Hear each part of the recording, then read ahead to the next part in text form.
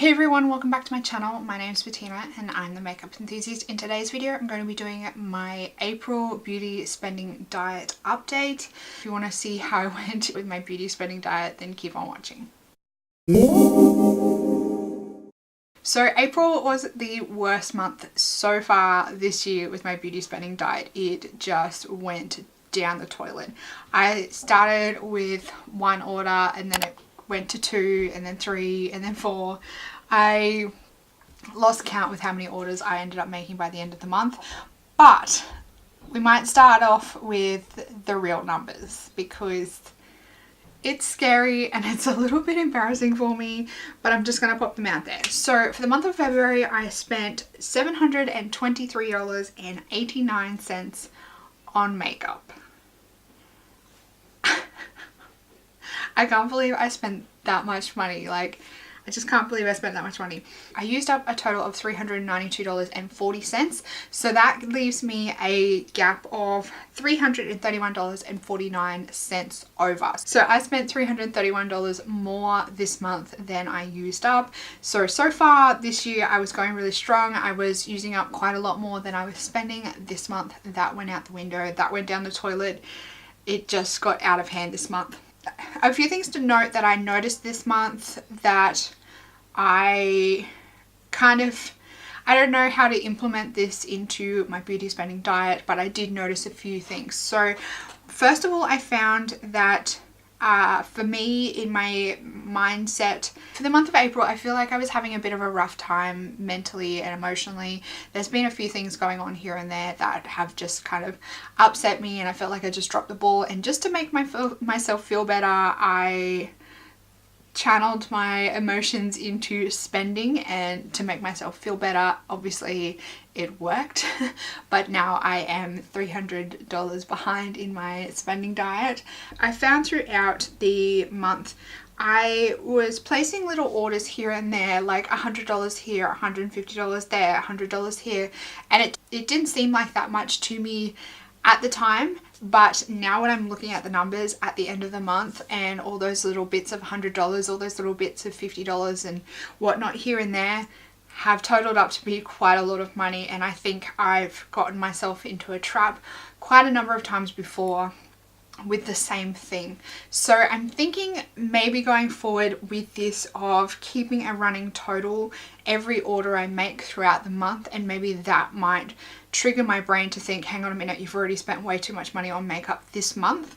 So maybe I think that might be something that I'll implement. I might have maybe like a doc on my phone of the things that I've already purchased this month and the total of those items, to kind of keep a running total and a running calculated total of the money that I'm spending. And then maybe when it gets to a higher number, it might shock me into stopping me from spending before I actually spend the money. I think that might be a solution for this particular problem, where I just purchase like $100 here and $100 there, and it doesn't really seem like a big deal to me at that time, and it's making me feel better at that time. And then I get to the end of the month and my total has reached $700, and that's when I feel really, really guilty. In saying that though, I have used a fair bit of the makeup that I've purchased in April already.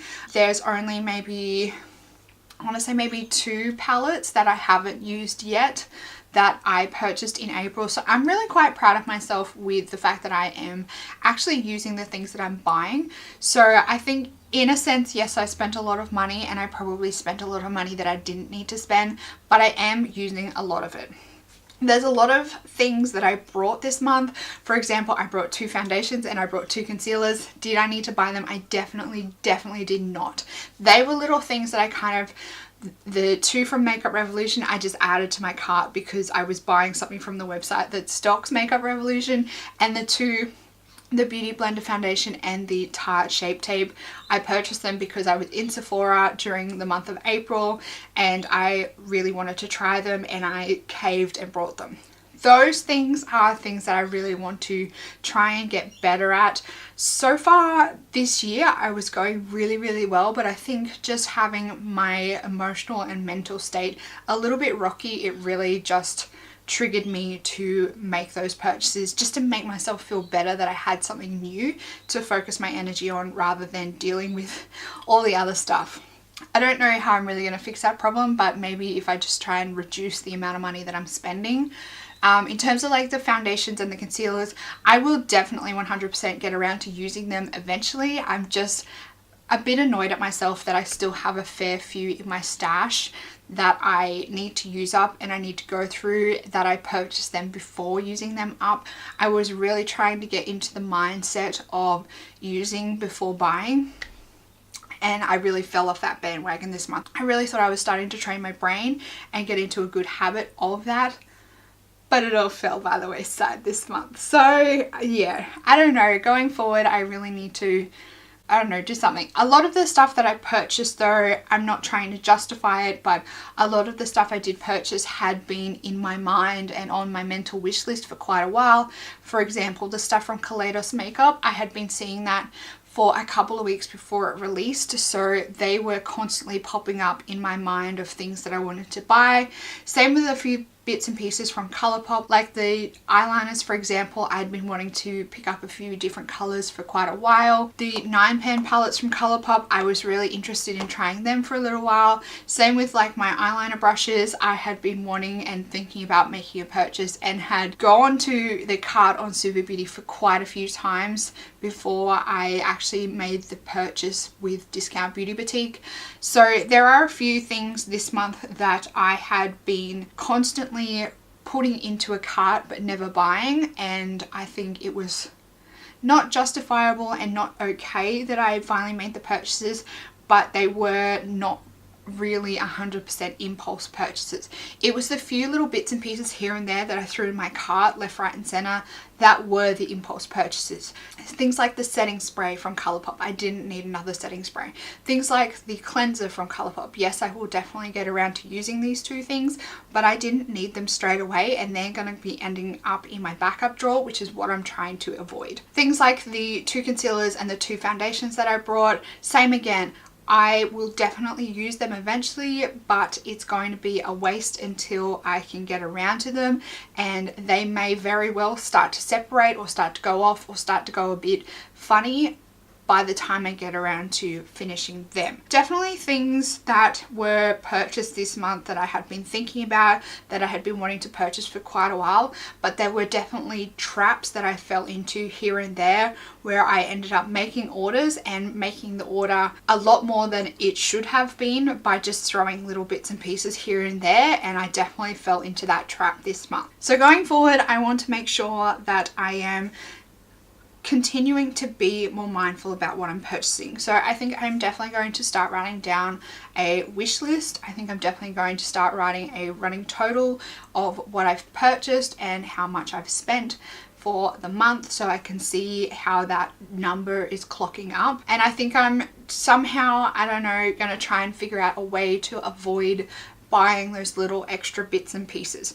Whether that is, I don't know, maybe putting everything into my cart and closing the window and then coming back to it at a later date, or whether I just leave it sit there for a little while and come back to it later in the day. I'm not quite sure how I'm going to resolve this issue that keeps arising, but I'm going to try a few things and maybe let you know what worked for me. I think maybe if I, on websites where they send you the email to complete your cart, maybe if I put everything in my cart that I wanted, close the window and then just wait until I check my emails at a later stage, and that way I can go through the cart again, that might help me in that situation. One thing I did also discover throughout April is I went shopping with my friend and we did go into a few clothing stores, and I'm very quickly discovering that I don't really enjoy clothing shopping anymore.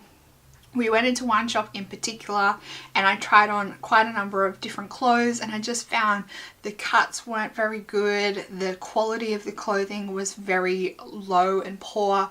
The cutting and the seaming of the clothes just made it really unflattering and really uncomfortable for me, and that just made the whole experience not good for me. If you have ever struggled with body image or trying to find clothes to fit your body or your body shape, your body type, then you will definitely understand where I'm coming from when I say this.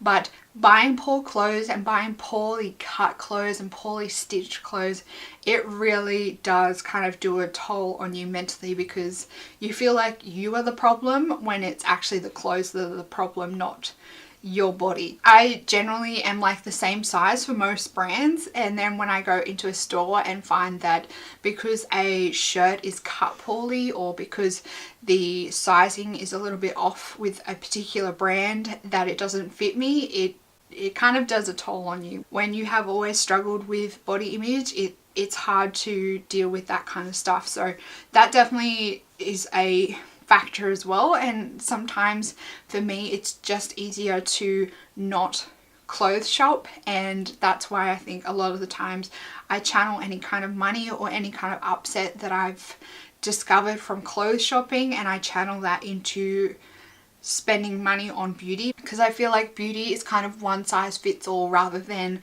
clothes, where it can depend on how it's cut, it can depend on the type of material, it can depend on the store, it can depend on the price, so many different factors. Whereas I feel like makeup is a lot more forgiving, and it's a lot more fun for me to experiment with makeup and colors, because I can just play with it and not have to deal with all that other stuff that goes into buying clothes. I don't know if any of that makes any sense about buying clothes and how it makes me feel, but I would imagine quite a lot of you understand where I'm coming from when I say that. I know a lot of people have struggled at some point in their life with body image and clothing and whatnot, or you are struggling at the moment. So I hope that this just helps you realize that you're not alone.